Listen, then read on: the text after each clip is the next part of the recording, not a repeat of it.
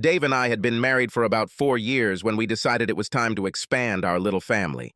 I met Dave during a deposition at the health insurance company I worked for, where he was the lead plaintiff's attorney, and I was one of the 6 defending a vulnerable position. Dave was and remains a brilliant partnership-ready lawyer destined to make millions in the fight for justice. Although I am a competent lawyer, I would not claim to be of his class, and was therefore surprised to hear from him shortly after the claim was granted. However, what he needed was not my legal help, but something more carnal, and over the course of numerous dinners, drinks, dances, and events, I discovered that he was a witty and charming conversationalist. The sex was everything we could want. Dave is an inventive and attentive lover, and I was blessed with a passionate and responsive body. Then came the wedding, and we settled into one of those ubiquitous gated communities that seemed to grow like weeds all over Long Island for the wealthy.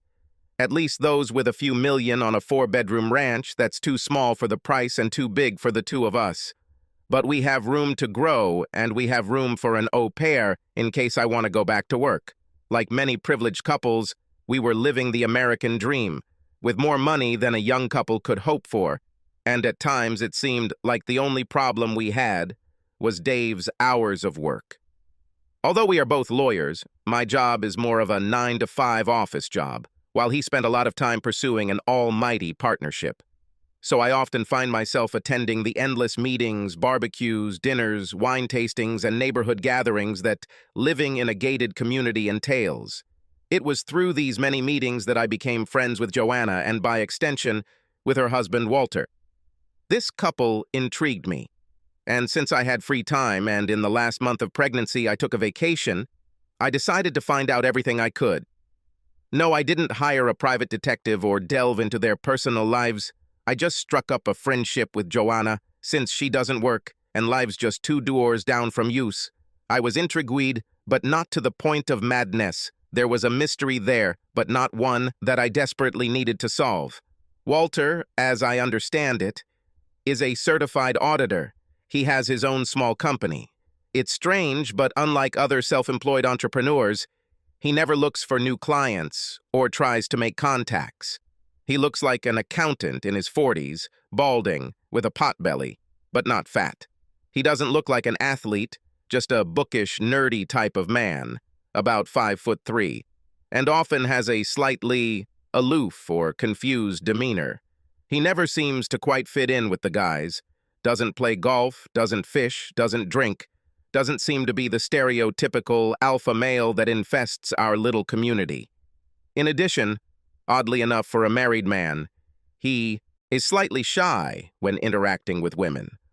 Always polite, always a gentleman, but without showing off, he mostly blends in with those around him. Joanna, on the other hand, is beautiful, lively, energetic, flirtatious, about 30 years old, but she looks younger, and she is completely devoted to Walter. She has a smile that would put the Mona Lisa to shame, a body, despite having 2 children, that even on my best day I could not hope to compare with, breasts the size of a small pineapple, perhaps enlarged, and a mysterious sultriness that just screams sex. I've only seen her get angry twice, once when some men made fun of Walter in her presence, and she verbally reprimanded them so that they ran away with their tails between their legs, and another time when one of the local ladies' men tried to assault her with your tricks. I think he was happy that his testicles were still intact, but she made it clear loudly and openly that if he or anyone else tried to do such a thing, they could not avoid it. What she has is exclusively for Walter and no one else. She has a noticeable, sometimes sickening, crush on Walter, and it's obvious to all of us except, strangely, Walter himself, who seems oblivious to it all. He clearly loves her, treats her wonderfully and with respect, seems completely devoted to her, but is boring enough to not notice the clues that everyone else sees. Or maybe, having lived with it for so long, he just accepted it as natural. Like I said, they live 2 doors down from here, so they have money to live here, but they don't seem to have the toys that are so widely displayed by the rest of the neighborhood. The cars are devoid of zest, nothing fancy. There are no boats in the yard, no 6-foot televisions, no man's dens with mahogany bars that others boast about. They have a nice yard with a pool, a regular-sized barbecue like most houses here, but nothing fancy. I never heard her complain about not having enough money, but she wasn't into the latest fashion trends either. She didn't wear much jewelry, a modest but decent wedding ring, a gold wedding ring, and the usual gold earrings that looked like two small cylinders. I think they have money for toys, but there is no need to compete by showing them off on display. They have 2 children, a 6-year-old son and a 2-year-old daughter. Both are little souls, well-behaved, and their father and mother clearly take care of them. They are looked after by a Latina girl, something like a maid and nanny, as well as Joan, who was a stay-at-home mom. But even in this, they are completely normal. As I understand it, my son attends one of the best private schools in the area, but nothing special because he is only 6 years old. Mom takes him to school and picks him up afterwards, while his father is at work and the nanny looks after the baby. By that time, I was 8 months pregnant and took a leave of absence from work. I was used to walking every morning to get some exercise, although I stayed quite close to the house, so I went out early when I saw Joan dropping her son off at school. We chatted for a bit, and I invited her to have coffee with me after returning home. She had a busy morning planned, taking her son, going to the gym, then shopping, but she promised to come by lunchtime to drink coffee and chat. I knew there was something between them, some story just waiting to be told, but I didn't expect to receive it that day. I was mistaken. Joanna was a little late. We were sitting drinking coffee and chatting about pregnancy and children in general when I asked her if she planned to have more children. It all depends on Walter, as he says. So it will be. If he wants more, we will give birth. If not, no. I noticed that as she spoke, she was twirling her small gold earring with her fingers, a nervous habit I had seen her do several times when talking about Walter. But you also have your own opinion on this matter, because this is not the 19th century. He can't force you to get pregnant. No, Walter would never do that. He really is a very nice man, and I couldn't have hoped for a nicer man to marry. It's not that he forced me to do anything. It's just that I will do anything to make him happy, and this includes the birth of children and their absence and whatever he wants. You really love him that much, don't you? We all see the way you treat him like he's God's gift to women and you've won a prize. That's how you treat him. Honestly, I've never seen anything like this until I met you two. And yet sometimes he seems quite clueless, like he doesn't understand what you do for him. And I hope he never understands, she said, twirling the earring again. I looked at her a little closely because the statement was strange. You don't want him to know how much you love him? Not that. It's hard to explain. Let me ask you a question, Roberta. You are a lawyer, and if I tell you something, can you keep it a secret? Like a lawyer's client secret, which is always talked about? I can if you hire me. Are you having any troubles? Is Walter harming or threatening you? No, nothing like that. I just have one story that I would like to tell someone, just in case, but it can never, and I mean never, happen again. What does it take to hire you? It's pretty simple. Just give me something, like $10 as an advance, and we can make a verbal agreement establishing attorney-client privilege. She grabbed her purse, took out a 20, handed it to me, and smiled. Consider yourself hired. I grew up on Long Island, but not on this part of it, she began. My father was a roofer, and he spent half of what he earned in a bar, so we never had a lot of money. Mom worked as a hairdresser and brought home a few things, but we were definitely on the lower end of the middle class, not like in this area. Because of his drinking and womanizing and their arguments, it is surprising that I made it to the end of high school, but I managed to get into secretarial school. When I met Walter, I was working at a recruitment agency, which meant I was doing short-term assignments. His secretary was going on maternity leave. Her assistant was filling in for her, and they hired me to fill in for her. So I was like the second cast. And when was this? About 10 years ago. I was 24 years old, already tired of partying, and began to look closely at someone with whom I could settle down. I admit I was a bit of a selfish little bitch, thinking about finding myself a wealthy husband for a few years and then moving on with a decent fortune, and Walter seemed to fit the bill perfectly. He was 32 then, 8 years older than me, and even more ignorant and inexperienced than he is now. I didn't consider him rich, but he had his own business, a nice apartment in a good part of the city, and he seemed like an ideal candidate for the role of a starting husband. I started dating him after my time in his office ended and soon moved in with him. About a year later, we got married. Walter was sweet and easygoing, and I thought I could manage him for as long as needed. He was also completely trusting and never talked about a marriage contract. I'm not proud of the fact that I was a gold digger, but I won't sugarcoat it either. And here you are, 10 years later, still happily married. Yes, it is. We had a pretty normal engagement. The only condition of our marriage was that I wanted to have a home, a real home that we could call our own. All my life I lived in rented apartments. We looked around and chose the one we have now. I thought it was a little big, but Walter wanted to have room for children. And although I had no intention of having children, I didn't want to disappoint him before the wedding. The good news for me was that he didn't. Even blink an eye when he found out the price and included me in the contract without any problems. However, shortly before the wedding, one event occurred to which I did not attach any significance. But later I realized that it was perhaps the most significant event in my life. And what was that? A few weeks after we got engaged, Walter said he wanted us to have dinner with an old high school friend of his. We went to a little restaurant I'd never been to in Little Italy, one of those mom-and-pop places, but pretty upscale. When we entered the restaurant, there was a strange feeling as if we had walked into someone's home and not into a public place, and we were not welcome there. Walter exchanged a few words with the head waiter, told him who we were meeting, and everything changed. We were shown to the best table, and within 5 minutes the owner came up to us with a bottle of the best wine as a gift. After that, the service was simply amazing. 2 waiters were constantly nearby, and barely we had time to blink before they were at the table. We had eaten almost all of dinner, and Walter's friend still had not appeared, when 2 large men came in and seemed to look around the entire restaurant. One of them left, and the other took a place a little behind us. Then the first one returned with 2 other men, one of whom was very well dressed and about Walter's age, and the other much older. Walter stood up, hugged them both, and introduced me to his friend Tony and Tony's grandfather, Salvatore. These 2 were nothing like Walter. I lived on Long Island all my life, and these 2 were deeply connected.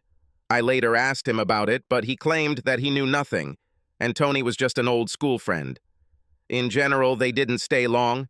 The old man made a short toast, and they drank to celebrate the success of our wedding. Tony gave me an early wedding gift, beautiful diamond earrings that I later learned were worth $10,000, and they hugged before leaving. No one came to the wedding, and I didn't see Tony for another 2 years. So, as they say, life went on.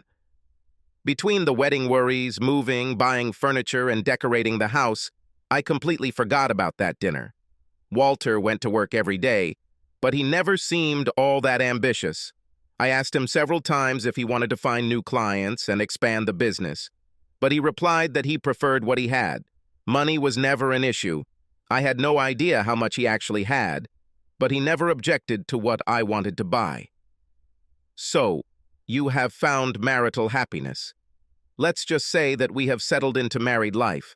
Walter is sweet, kind, gentle, but sometimes a girl wants a little more than tenderness in the bedroom. I wasn't ready to give up on my marriage to Walter yet, at least not until I knew what he was worth.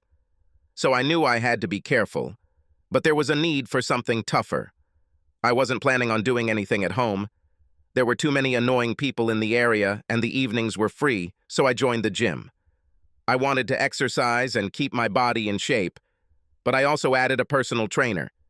Christopher made me bust my ass, pushing me to my limits in the gym and eventually beyond. He was part Italian, about 1.85 meters tall, and his body was hard as nails. We began a secret affair, meeting at hotels several times a week for a day of fun and games. His endurance was incredible, and he gave me what I was missing. So, you had an affair, Did Walter ever find out about this? No, never. But it all ended very badly, and it never happened again. Oddly enough, Walter had to be away on work for 2 days and a night, so Chris and I decided to get a hotel room for the night. We'd never done this before, usually just hanging out for an hour or two during the day, so it was supposed to be fun for both of us. I don't remember much. I think they both drugged us with something. It's just that some evening we were dragged into a car and taken to a remote warehouse, where several strong men arrived. I know Chris was selling steroids or something, so I assumed it had something to do with it, and I was just in the wrong place at the wrong time, but it didn't look good. You mean you were kidnapped? What's happened? How did you manage to get out, and did Walter find out about it? I noticed that her voice took on a flat, monotone tone as she told me this story, as if she had withdrawn from everything that was happening. This, and the details she shared, were a little unnerving. When the effects of the substances wore off, I found myself tied to a chair. They wrapped an elastic bandage around my arms and legs so that no marks would remain, and my mouth was sealed so that I could not speak. For some reason, they were very careful not to leave any marks on me. Chris, on the other hand, was suspended by his wrists with a rope that was tied somewhere. My chair was opposite him. 2 men came out and roughly tore his clothes off, tearing his shirt around the handcuffs. They spread a large plastic cloth under him and started beating him, over and over again, with large, heavy chains. She paused for a minute and shuddered, and then continued in the same even tone. After a while, Chris stopped screaming. I think he, fortunately, lost consciousness. The people left and came back with 2 huge barrels, into one of which they placed my body lover. I thought, what, the second one for me, and lost consciousness. I sat silently and listened, spellbound. I had never heard such stories before, and even in my worst dreams I did not expect this. After a while, I woke up, still strapped to the chair. There was another chair opposite me, and Walter's friend Tony was sitting in it. He told one of the men to remove the bandage from my mouth and one hand. I just sat there, frozen, and looked at him. He took out a flask from under his coat, poured a drink, and handed it to me. I remember taking a sip and coughing a little. Whatever it was strong, but I needed it. It was cold where we were, and I wasn't dressed very well, but the alcohol warmed me up from the inside. Tony spoke in a smooth, soft voice. Joanna, we'll talk a little, and I want you to be completely honest with me. Can you do this for me, Joanna? If you do, soon we will forget about what happened, and you will be able to return home safe and sound. I nodded silently. Does Walter know about this man you're dating? No, I do not think so. I tried to make sure he never found out. Is there a possibility that you became pregnant from this man? No, I take birth control pills. I'm not ready to have children yet. Does Walter know that you take birth control? No. Do you love your husband, Joanna? Do you think you can make him happy? Yes, I love him, and I know that I can make him happy. I'm really sorry this happened. I just needed... He raised his hand and stopped me. I'm not sure if you know, but your husband is one of the most brilliant people I know. If he had wanted, he could have become a brilliant writer and teacher. He is a genius at laundering money and hiding it from the authorities. At the same time, he has a small office and, it seems, very few clients. These clients include my family, as well as some of our friends and business partners. We also provided his services for a fee to several cartels operating in this country. But despite these abilities, or perhaps because of them, Walter is quite strange. We understand this and just want to see him happy. There are many who want to see him happy, and they are willing to go to great lengths, as you saw today, to make this happen. We think you can help make him happy. I know I can make Walter happy because I love him. Let's not have any secrets between us. I talk to Walter often, and he loves you very much. He sees you as his ideal wife and mother of his children, and I don't want him to be disappointed. We both know that you are a gold digger. But what you didn't know is that Walter has much more gold than you can imagine. But if you try to get it, too many people will be upset, and you won't be able to enjoy a single minute of it. After a while, my companions will return you to the car and make sure you get home safely. Walter doesn't need to know about this. Wait a month for guarantee. Then stop taking birth control pills and give Walter the children he wants. Can you do this for me? Yes. I hope I never see you again, because if I do, you won't leave. There are 1,000 ways you can die, from a car accident to a robbery, and Walter will never know the true reason. Just know that before that you will spend time here in hell. Don't ever give me a reason to talk to you again. Don't ever give me a reason to think that anything you do will make Walter unhappy. We both sat for a while, me too shocked to speak and Joanna perhaps too excited to tell me. Then she finished the story. Walter never knew what happened. I didn't inform him. Every day, I try to please him like my life depends on it, because it does. About a month after that, I received a box in the mail that contained the earrings you see me wearing and a card that said, Tony. I wear them every day to remember. What kind of earrings are these? She took one off and handed it to me. There was a golden, perfect miniature of a 200-liter barrel. She now carries 2 empty barrels on a pallet every day as a reminder of what she should be like. Thanks for hanging out and listening.